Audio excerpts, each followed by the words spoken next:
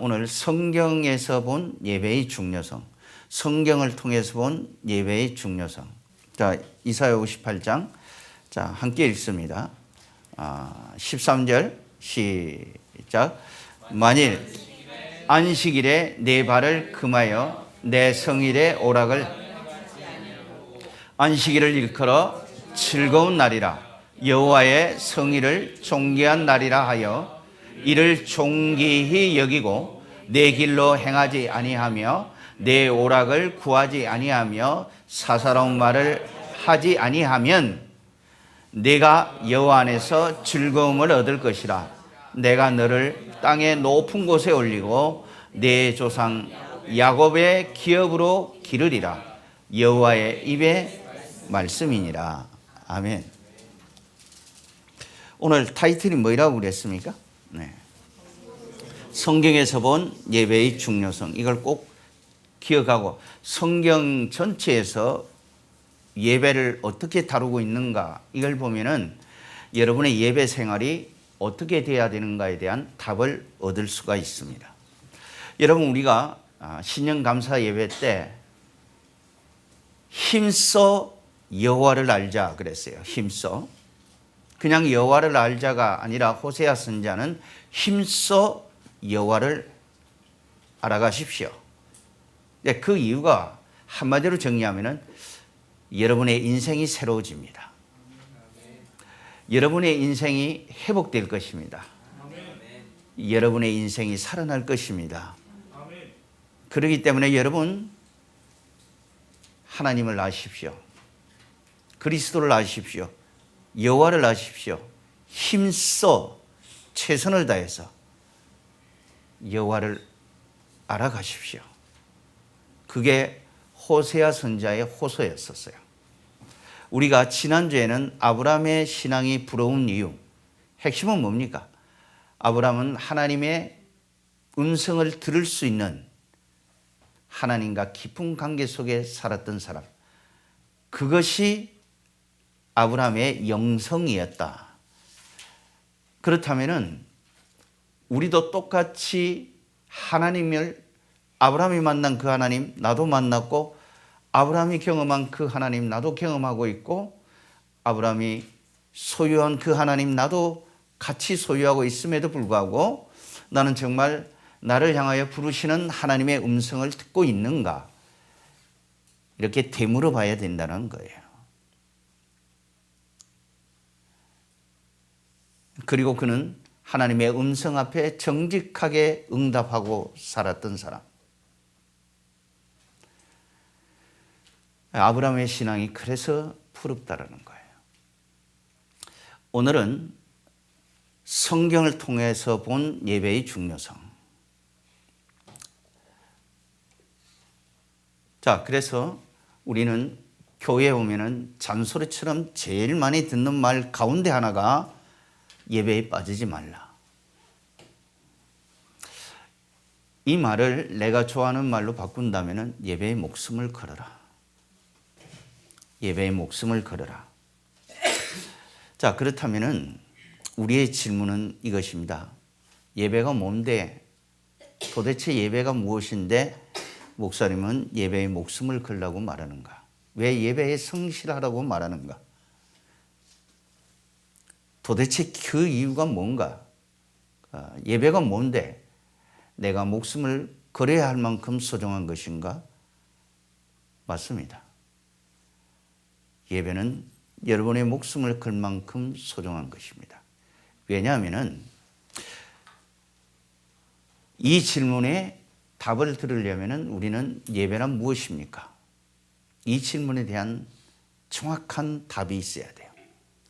따라서 예배란 뭐냐? 아주 쉽게 말한다면 하늘과 땅을 지으신 창조주 하나님, 예배의 주인 되신 하나님, 나를 구원하시고 내 삶의 주관자 되신 예수 그리스도, 그분을 만나는 자리가 바로 예배의 자리라는 사실입니다. 그렇다면 예배는 얼마나 중요합니까? 성경에는 곳곳에서 예수님을 만나 그의 인생이 새로워졌다고 간증하는 기록들이 너무 많이 있습니다. 나면서부터 안전뱅이, 열도에로 혈류증을 앓던 여인, 귀신 들려 죽음을 기다리던 사람, 장님, 나병 환자, 그 수많은 환자들이 치료자 예수, 그분을 만나 인생이 기적처럼 변했고 인생이 완전히 새로워졌다고 기록하고 있습니다. 그분은 누구입니까? 우리를 구원하신 구원자 예수, 예배의 주인 되신 예수 그리스도. 그분을 만나면 인생이 새로워졌다가 새로워진다, 새로워졌다. 성경은 계속 강조하고 있습니다. 여러분, 결혼 생활에 실패를 거듭했던 사마리아 여인, 그 수가성의 여인, 그가 예수 그리스도를 만나고 그의 인생이 완전히 새로워집니다. 그리고 부끄러워서 사람을 피하고 다녔던 그 여인이 그 예배자 되신 우리 구주 예수 그리스도, 그 예수님을 만나고 완전히 인생이 새로워져서 동네로 뛰어들어가 내가 그리스도를 만났다고 그는 증인된 삶을 살았습니다. 이것이 어떻게 가능하는가? 조금 전까지만 해도 걷지 못했어요. 조금 전까지만 해도 보지 못했어요. 조금 전까지만 해도 죽음을 기다리는 사람이었어요. 조금 전까지만 해도 부끄러워서 사람을 피해 다녔던 사람이었어요. 그런데 한순간 그리스도를 만나서 인생이 완전히 새로워졌습니다. 이것이 어떻게 가능한가? 예배의 주인 되신 그리스도를 만났기 때문에 인생이 변했습니다. 삶이 변화했어요. 우리는 그것을 부흥이라고 이야기할 수가 있습니다. 새로워진 겁니다. 새로운 삶으로 변화된 겁니다. 무엇이 그렇게 만들었는가? 예배가. 그렇다면 여러분, 예배는 얼마나 중요한 겁니까? 그래서 예배에 목숨을 걸라고 요구하는 겁니다. 나는 그래서 여러분에게 도전하고 싶어요. 정말 여러분의 인생이 완전히 새로운 판도로 바뀌기를 원합니까? 정말 내가 어떤 상황에도 파워풀하게 기죽지 아니하고 당당하게 살기를 원하십니까? 그러면 여러분 예배의 목숨을 걸으십시오. 그리고 예배의 주인 되신 예수 그리스도, 그분을 만나시기를 바랍니다. 그러면 여러분도 여러분의 인생이 완전히 새로워질 수가 있어요. 자, 그렇다면 내 스스로에게 한번 물어봐야 돼요. 나는 정말 예배의 주인 되신 그분을 내가 예배 때마다 정말 혼신을 다해서 만나고 있는가? 단순히 기계적인 예배, 종교적 예배라는 하나의 규칙 속에 들어가 있는 그런 예배, 기계적인 예배가 아니라 오늘도 자유롭게 살아서 역사하시는 그 하나님을, 나는 보이지 않는 그 하나님, 지금 이 자리에 찾아와서 내 예배를 받으시는 그 하나님, 나는 그 하나님을 예배의 자리에 올 때마다 정말 만나고 느끼고 있는가? 이게 핵심인 거예요. 오늘날 많은 사람들이 그 수많은 세월 예배를 드렸음에도 불구하고 삶이 변하지 않는 것, 그것은 헛되이 경배하기 때문이라고 성경은 고발하고 있습니다. 따라서 여러분의 인생이 정말 새로워지기를 원한다면 여러분 예배에 목숨을 걸게 되기를 축복합니다. 그런데 우리의 삶에 변화가 오지 않도록 끊임없이 우리의 발목을 잡습니다. 누가? 사단이, 마귀가 여러분의 신앙생활을 무너뜨리기 위해서 여러 가지 상황과 환경을 조성해 놓습니다. 그래서 예배를 드리지 못하도록 계속적으로 방해해요. 그리고 대단히 합리적인 이유로 예배를 포기합니다. 그러다 보니까 내 삶은 변화가 일어나지 않습니다. 다른 사람이 하나님의 살아계심을 나는 그것을 체험했다고 말할 때 공감되지 않아요. 왜 그렇습니까? 당신이 예배 생활에 불성실하기 때문에 그런 겁니다. 따라서 사단은 우리의 신앙을 무너뜨리기 위해서 가장 중요하게 우리의 상황과 환경에 덫을 뿌려놓는 것은 예배를 방해하는 겁니다. 왜? 예배가 무너지면 내 신앙생활은 다 무너지기 때문입니다. 따라서 예배는 신앙생활의 원점, 출발점이라는 사실을 여러분 기억하시기를 바랍니다. 예배는 신앙의 원점입니다. 예배는 신앙생활의 출발점입니다. 따라서 우리의 원점, 우리의 신앙생활의 출발점이 무너진다면 우리는 기계적인 예배, 아무런 의미 없이 드려지는 종교적 예배, 그래서 예배가 기다려지지 않아요. 만약 그렇다면 여러분, 그것은 여러분이 사단의 장난 속에 유혹되고 있다는 사실을 기억하셔야 돼요. 정말 여러분이 어떤 상황 속에서도 내가 기죽지 아니하고 파워풀한 인생을 살기를 원한다면 여러분 예배에 성공하는 자가 되어지기를 축복합니다. 그래서 예배가 중요합니다. 자, 그렇다면 한 걸음 더 들어가서 이렇게 질문해 볼 수가 있습니다. 하나님은 어떤 예배자를 찾으실까? 하나님은 어떤 예배자? 어떤 예배자? 여호수아서에 보면은 갈렙의 이야기를 하면서 하나님은 어떤 사람을 찾고 계시는가? 여호수아서 14장 14절에 보면 갈렙의 얘기를 하면서 그가 이스라엘의 하나님 여호와께 충성하였습니다. 충성하였습니다.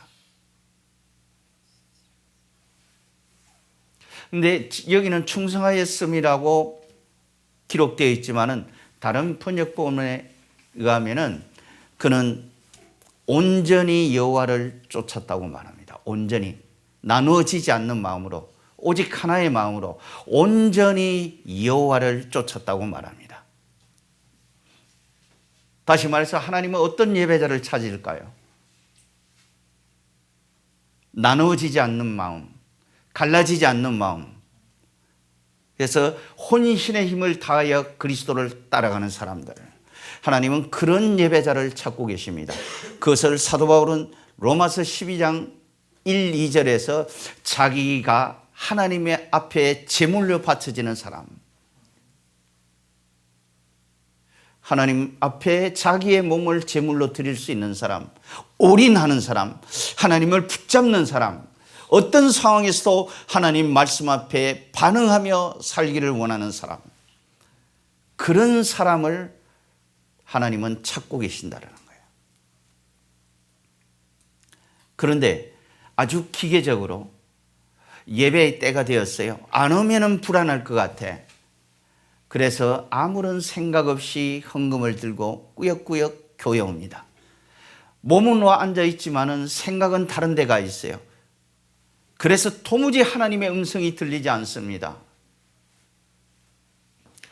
그것을 이사야서 선지자는 이사야서 1장 12절에서 이렇게 말합니다.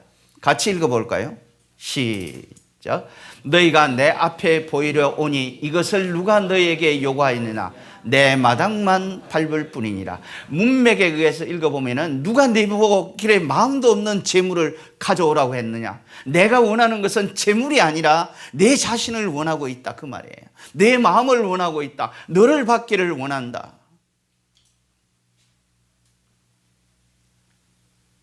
아무런 느낌도 없이, 아무런 관심 없이 그저 헌금 들고 쫄래쫄래 왔다가 아무런 생각 없이 세상 생각으로 가득 차 있다 돌아가는 사람, 그런 사람을 가르쳐서 너는 마당만 밟고 다니는 사람이다. 그런 사람에게는 하나님이 역사하지 않으세요. 미안하지만. 하나님은 어떤 예배자를 원하시는가? 하나님을 온전히 쫓아가는 사람.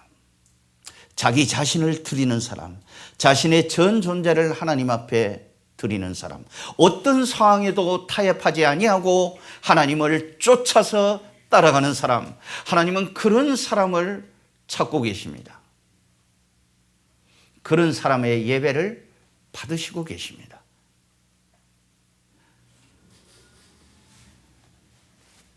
내가 지난주에도 이야기했지만은 여러분, 예배 성공이 인생 성공이다.